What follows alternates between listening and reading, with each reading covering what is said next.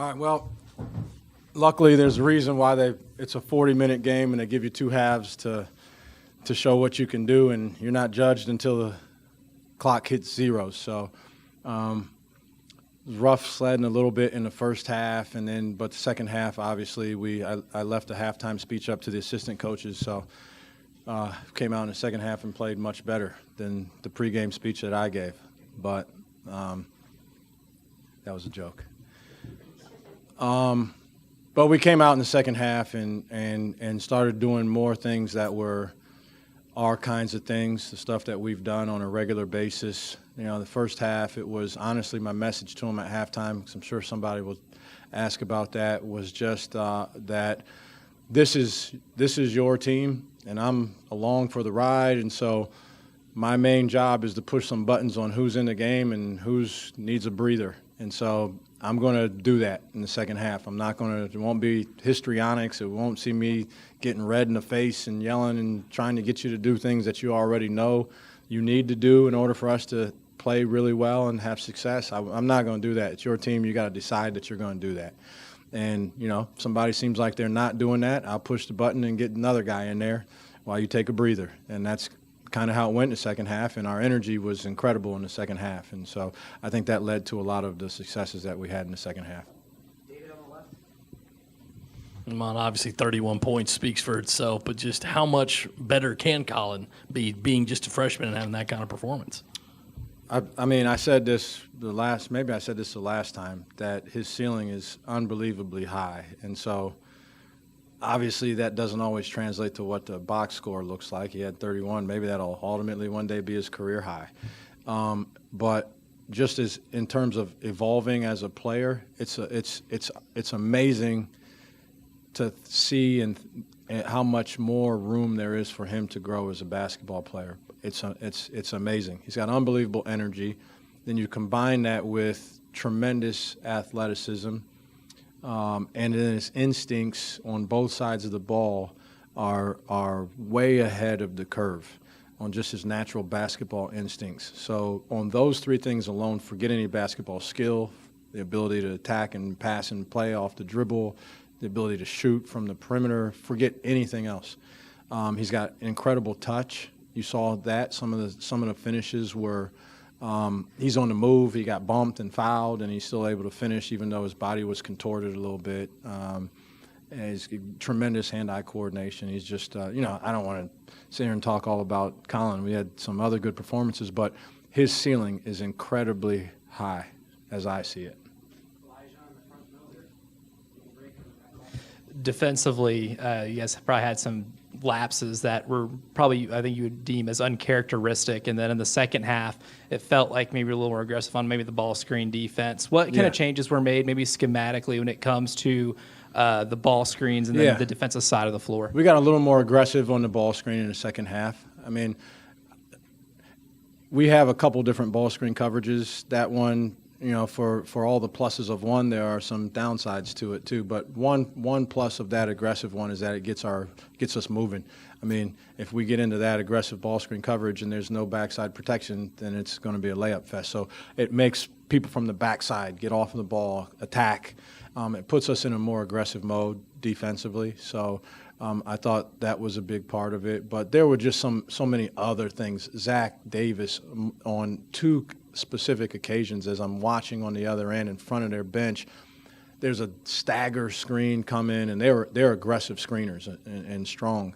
And he dips his shoulder and gets around them, whereas in the first half he was hugging those screens, and you could time it with a sundial for him to get around the screen. We talk a lot about you can get screened. That's what teams are going to do, but you can't stay screened. And Zach did a much, much, much better job in the second half, and some other guys too, of trying to avoid screens once contact was made, being persistent about chasing the ball down so that you would get there and there wouldn't be shots. So I just thought, in general, the ball screen, it was probably easier to see in the ball screen coverage, but there was some stuff off the ball also that we were doing just significantly better in terms of effort, energy, alertness, commitment to a couple of basic principles. Hey, Lamont, you said you let the assistant coaches talk to the team at halftime. I was just wondering, on most game days? Are you more good comp, bad comp, or a mixture of both? Yeah, probably a mixture of both. Honestly, I keep trying to get the assistant coaches to be bad cop more often, just so, sometimes you like to come into the gym and say, I don't know what was going on with Coach today. He was on something else. Come over here. And, but it's part of the job is that you're probably the bad cop more often. But I do try to encourage those guys sometimes to be the bad cop. If something's happening that they feel passionate about how it's impacting us. But we got such a good relationship with the guys, and I do also, that they know when it's real. They know when I mean something and they need to make an instantaneous change. They know when I'm nitpicking a little bit. They have a good feel for that. And I don't ever forget to, I probably don't say it enough, but I don't forget to say positive things to them also. Like I mentioned, those things that Zach was doing it in the game. I mean, they're big-time plays that he does and chases those screens. Michi made an incredible pass, and I couldn't get his attention to say something live in the game about how good of a pass that was. And so just, I try not to forget the good things that they do also. You get caught up in nitpicking on the smallest things when you're trying to do something special. But yeah, it's a mixture. I'm generally a good cop, I think, in general. I think I'm a fairly good cop. Is there any part of you that's worried if Colin keeps progressing like this, you're going to be beating off NBA scouts with a stick? Because we're already seeing what local kids like Gigi are doing at the next level. Yeah, we're just trying to get better, and playing. This is 2024, and so there's a lot of movement, and for all kinds of reasons and in all kinds of places. So I hope one day that he's in position that somebody that writes really big checks for guys to play basketball thinks that he's a guy that they want. And I want that for all of our guys, honestly. I want that for all of our guys. But until then, we're here, and we got work to do, and we're on a mission. We've been talking about that a lot.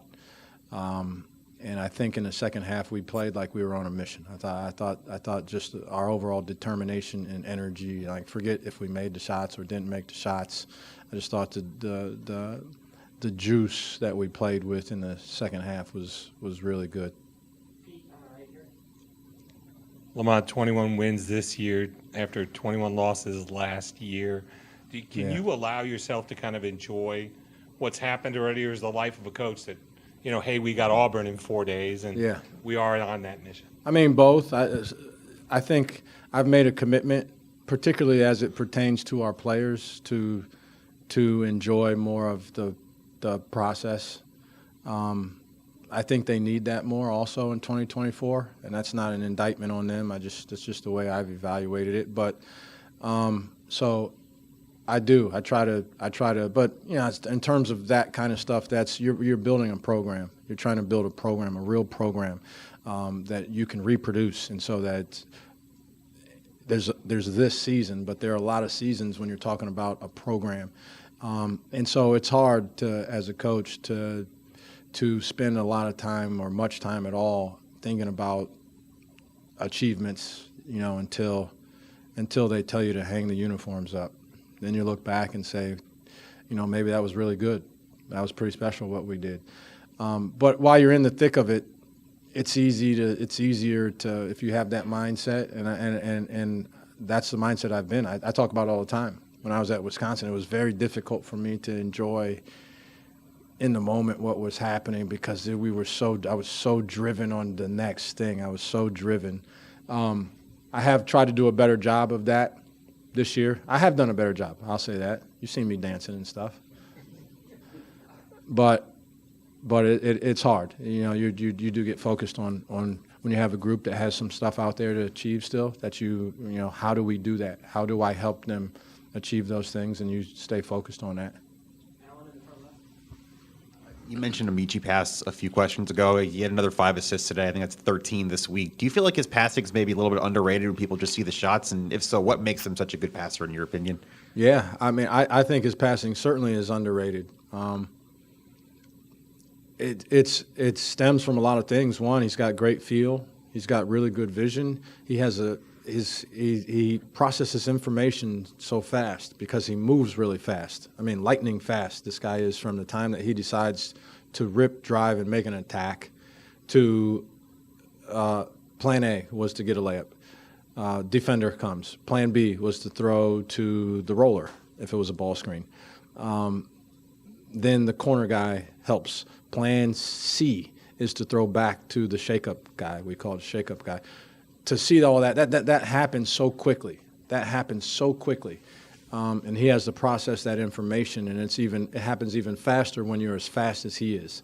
And so that's a tremendous strength. He has a feel for what might be open, but he processes that information incredibly quickly, and he has the ability, the physical abilities, then to put the ball where it needs to be. And so I think he's certainly underrated as a passer, and just as a creator. I keep telling everybody, it looks great when you make a bunch of points, but we need Moe Johnson to have his foot on the gas pedal, and sometimes that means the other team's going to say, well, you're not going to get a layup. And so you're going to have to pass to somebody else. And so he's willing to do that. The will. He has all that skill. He has all that feel for when to do it. But what wins the day for him is the fact that he has the will to do that. And there aren't a lot of guys, honestly, that are willing to do that when the whole world has identified them as a scorer, right? In his life, probably, he's been identified as a guy that can make the ball go in. And so to have the willingness to do what he does as a passer is pretty rare territory. All right, I didn't see any more hands raised, so thanks, Coach. Thanks, guys.